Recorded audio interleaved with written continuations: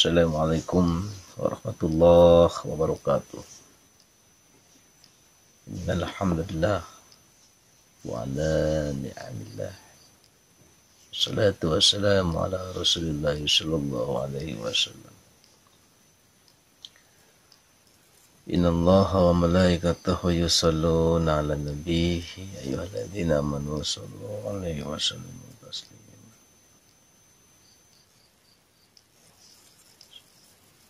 Sedulurku, saudaraku yang beriman, yang budiman, yang dermawan, semoga kita tetap belajar istiqomah, belajar ikhlas, belajar ridho,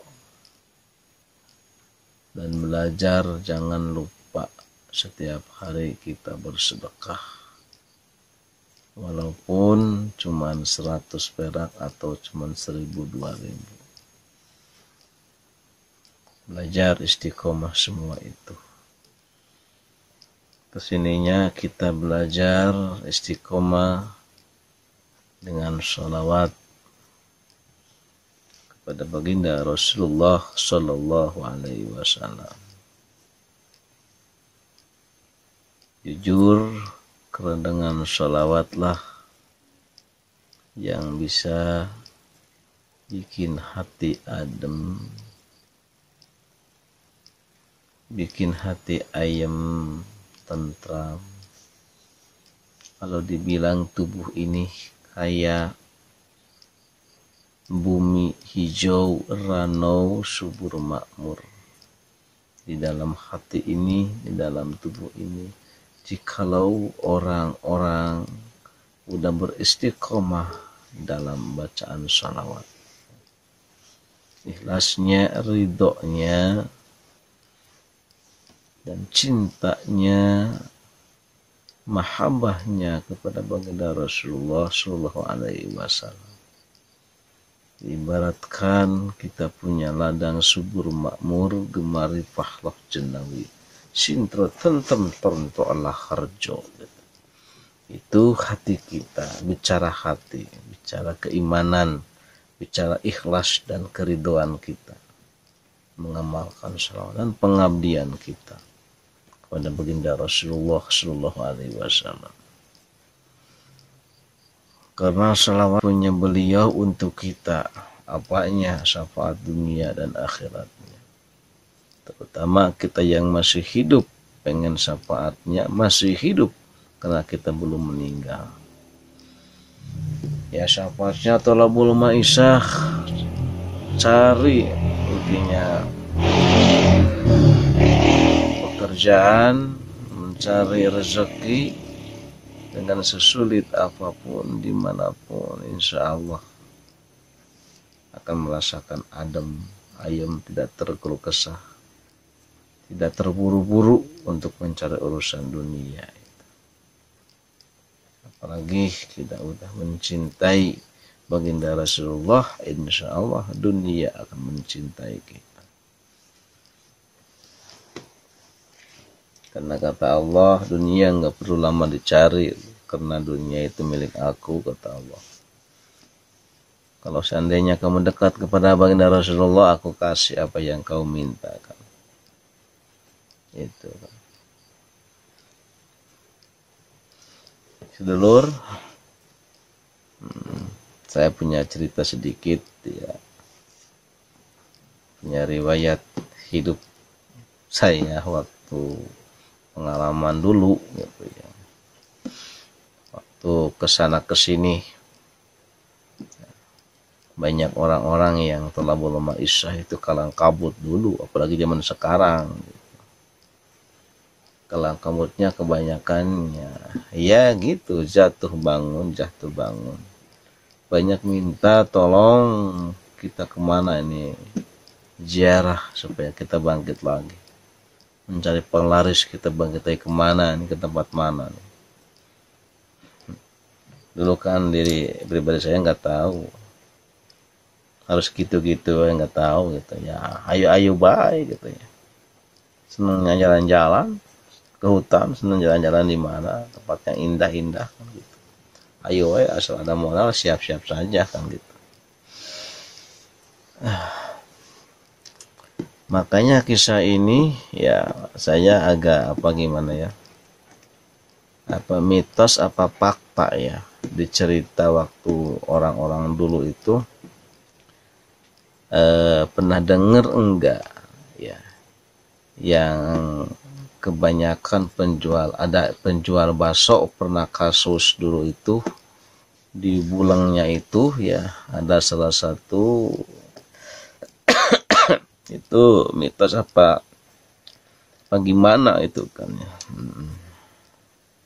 Ya di cerita waktu perjalanan ini ya agak sedikit nyambung waktu itu karena saya dikasih tahu gitu ya. Kebetulan itu yang datang ke pribadi itu orangnya itu pengusaha bakso juga gitu, yang benar-benar hancur bangkrut sampai bercerai dengan istrinya itu. Saking hancur bangkrutnya, utang di mana-mana itu. Dia minta tolong kemana, harus bagaimana. Ya udahlah kita silaturahmi ya ke daerah Pakidulan, masih daerah Sancang. Karena dulu paling berkelana senang di Sancang dulu aku dulu. Kamu Sancang arah ke sana gitu. Sampai Sepatuja ke situ. Aduh, ya alhamdulillah sampai ke sana kita jalan gitu. Udah diizinin sama Pak Juru Kunci, ya diantar. Ternyata beda dari tempat yang sejarah yang zaman dulu aku pertama dulu gitu. Nggak tahu di mana. Karena di situ itu di Sancang itu ada kalau nggak salah 45 ya. Kalau nggak salah 45 tempat singgah yang dijarahinya itu. Hitam putih itu situ. Ternyata di tengah-tengah hutan, aduh gersang banget ini, gimana kita mau mandi, jauh ke pantai, jauh ke tempat air di sini gimana ya. Nah cuman ada guha di atasnya pohon, banyak monyet lagi di sini. Ya terpaksa kita di sini, nggak tahu berapa hari. Di situ ada kita bawa 2 orang, 3, sama saya jadi 3 gitu. Ya udah masuk ke guha di situ. Ya kita ngajak teman, kita nyari tempat ini yuk, tempat buat air gitu. Kita bikin sendiri aja gitu. Ya sempat jauh juga gitu nyari penyerapan air itu gitu. Malah enggak ada istilahnya apa itu, buat wudhu, buat apa di situ kan. Ada lah bukan walungan apa namanya ya, serapan air gitu, dibikin kolam-kolam kayak gitu sehingga air terhimpun kumpul, nggak banyak situ, nggak jauh juga gitu. Ya udah kita bisa sehari bisa mandi bergantian, bisa wudhu apa. Ya biasa kalau disitulah yang lagi ziarah gitu ya, masing-masing ya tujuannya. Ya kalau pribadi sih ya biasa-biasa aja gitu, nggak punya niat sebenarnya. Yang kayak gitu nggak punya niat. Yang cuman ngantar yang punya niat, yang punya hajat aja. Masa bodoh amat. Mau kayak gimana gitu. Ya di situ ya kita mah ya berdoa baik, yang penting ya Allah.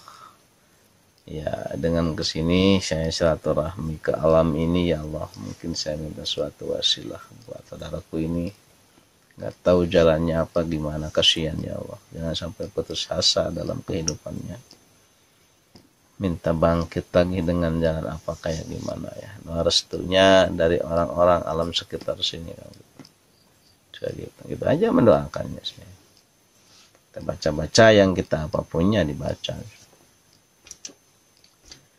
Ya Allah ya, 1 malam 2 malam nggak ada apa-apa. Kalau waktu malam terakhir itu ketiga kita misi paling 3 hari, nggak lebih sih. itu monyet ya, ya hampir gentayangannya itu, aduh, malam ke malam kok banyak monyet gini, gimana ini ceritanya ini. Yang ditakutkan saya masuk ke dalam, kayaknya galak-galak monyet itu. Ngan di situ ya.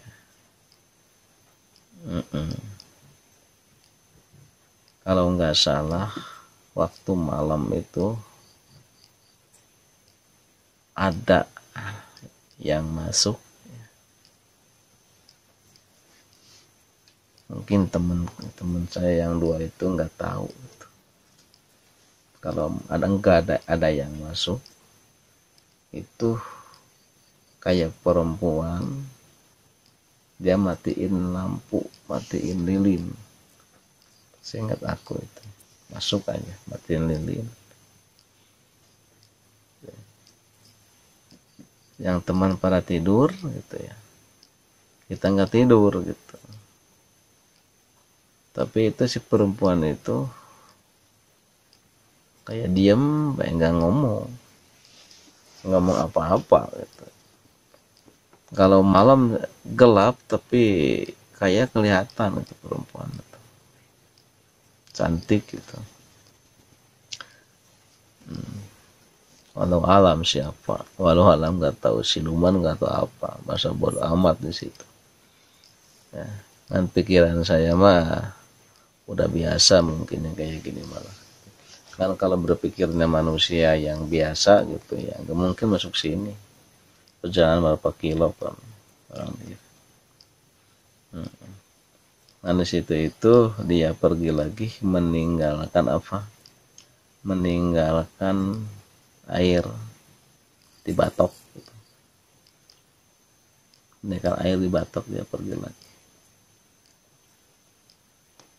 Cuma nggak ngomong, sepatah kata ngomong. Saya itu lilinnya itu dinyalain lagi, jalan. Ada batok bagus, batok dari kelapa itu, airnya bening. Pribadi nggak berani ganggu, mungkin buat yang hajat gitu. Udah jadi pinggirin dulu. Setelah paginya itu bangun pagi-pagi kan ya, yang pertama teman ke air gitu, udah mandi beres karena semuanya. Terus yang kedua itu udah beres. Terus bagian pribadi saya yang terakhir ke tempat air tadi itu. Setelah saya mandi gitu, udah wudhu semua gitu ya. Udah mau pergi, saya menoleh ke atas ranting air itu, di bawah itu ada celana dalam wanita. Saya sempat merenung, berpikir, siapa kok ada celana dalam wanita di sini? Di situ nggak sempat ngambil sebenarnya, nggak sempat diambil. Cuma berpikir lama, siapa, logika siapa yang ikut mandi di sini? Jauh orangnya, berapa kilo dari perkampungan sih. Ke kanan kiri nggak ada. Setelah berpikir gitu, jangan-jangan ini ada putri kehiyangan. Dilihatin kayak gini, itu baru celana dalamnya wanita itu baru. Ya udah, saya sakuin aja. Pikir saya mau ditanyain sama dua orang teman gitu. Saya disakuin aja dulu, nggak kasih tahu gitu. Udah di sana gini, tadi ke sana ada yang ikut mandi enggak? Siapa? Pernah ketinggalan apa itu barang apa? Tadi di sana melihat sesuatu tuh di atas air itu, nggak ada apa-apa. Barangkali itu ketinggalan celana dalam yang nggak sadar gimana. Enggak, ini nggak terima, kita pulang gak ada apa-apa kayak gitu.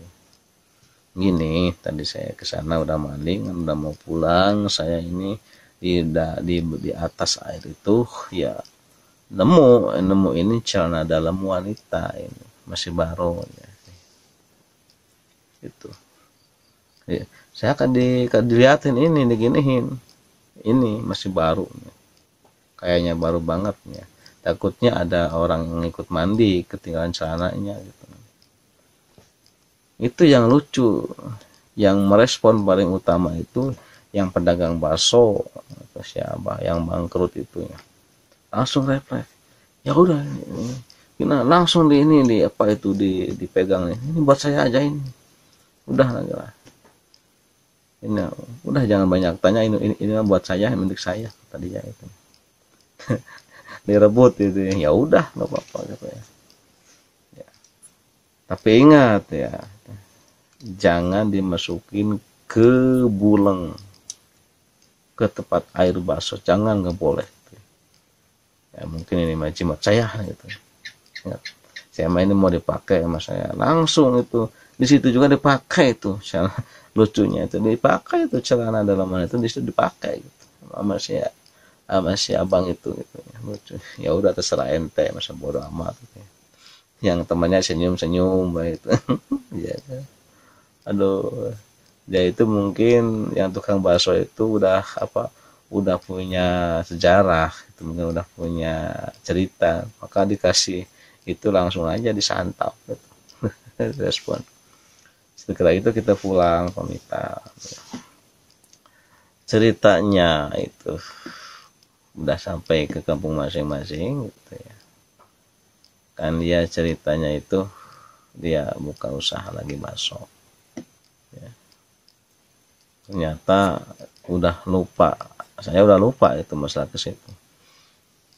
Nah, dia ada kontak sama temennya gitu, gini-gini. Oh, ternyata dia itu benar-benar kita itu udah bangkit lagi, intinya udah sukses ya. Sukses, dia punya kios sendiri, baksonya itu rame, punya rumah sendiri, intinya dia udah kaya, udah punya mapan, punya kendaraan segala gitu. Kita sekarang udah rumah tangga lagi ya gitu ya. Oh kayak gitu kan, sempat ngobrol gimana, oh iya gembiranya gini gimana itu dikorek-korek yang masalah dulu gini, cara dalam masih ada bang, masih ada, ini masih dipakai sama saya gitu ya. Awas loh, jangan dimasukin ke bulang, nanti ketahuan bangkrut nanti ya. Ya enggak lah, itu kode rahasia kode etik gitu ya. Bagus lah gitu ya. Emang kamu tahu terserah ente gitu. Sampai dia udah tua, sampai gini ya, dia kabarnya udah meninggal, orangnya udah meninggal, kabarnya udah nggak ada orangnya. Orang Jawa Barat, saya nggak ngasih tahu orangnya itu sebenarnya. Banyak kalau aku ke sana, ada sekarang juga itu tempat jualnya masih ada dan banyak yang nerusin gitu. Tapi nggak seperti ramai yang dulu gitu. Nah itu ya disini dibilang pernah dengar cerita mitos kayak gimana gitu. Tapi pernah pengalaman kayak gitu ya. Pernah di tempat hutan kayak gitu itu nemu celana dalam wanita gitu. Kebetulan yang situ itu tukang pedagang bakso. Mungkin ada gimana kalau istilahnya, bukan sejarah ya sebenarnya, ada ininya gitu, ada ceritanya juga kebetulan ini. Tapi walau alam itu kembali ke keyakinan masing-masing sebenarnya masalah ke situ ya, meyakininya kan. Semua itu ya yang namanya perjalanan ya, niatnya, dapatnya ya, tidak lupa ya. Nanti juga awal akhirnya itu ada yakin, ada pertanggungjawabannya dunia dan akhiratnya. Makanya pribadi saya ngantar tidak mau tahu, hanya bisa mendoakan gitu. Kata hati meskipun jalurnya kayak gimana karena misqala dzarratin khairiyah syariyah, sedikit perbuatan kita kecil maupun besar itu akan apa? Akan dapat salah satu pertimbangan dan balasan. Walau alam. Meskipun kita sebagian keberkahan rezeki itu termasuk orang yang ngedagang, tapi dagangnya yang kaya gimana? Seorang pedagang, tapi pedagangnya yang penjual kayak gimana? Lahir batinnya yang kayak gimana? Tapi yang diberkahkan oleh Allah di salah satunya orang para pedagang itu diantaranya orang ikhlas ridho karena Allah lillahi ta'ala, niat ibadah perjuangan yang Rasulullah, tidak ada unsur efek-efek samping ML magic pesugihan, apalagi pesugihan ya, istaning polos karena Allah lillahi ta'ala, karena mengharapkan ridha Allah, rezeki dari Allah, itu yang diberkahi oleh Allah. Meskipun sekecil apapun rezeki akan menjadi berkah. Ya itu saudaraku yang budiman yang beriman, sedikit mengupas masalah perjalanan dan sejarah ya penjual tukang bakso yang tapi mudah-mudahan zaman sekarang gak boleh, kagak ada ya, gak boleh aja lah, karena segi lahir batin itu gak benar sebetulnya. Kita ngambil sisi baiknya saja ya. Sekian dan terima kasih. Wassalamualaikum warahmatullahi wabarakatuh. Sallallahu alaihi ya Muhammad. Like, subscribe, and komen ya. Mudah-mudahan kalian semua bisa menikmati video ini. Terima kasih.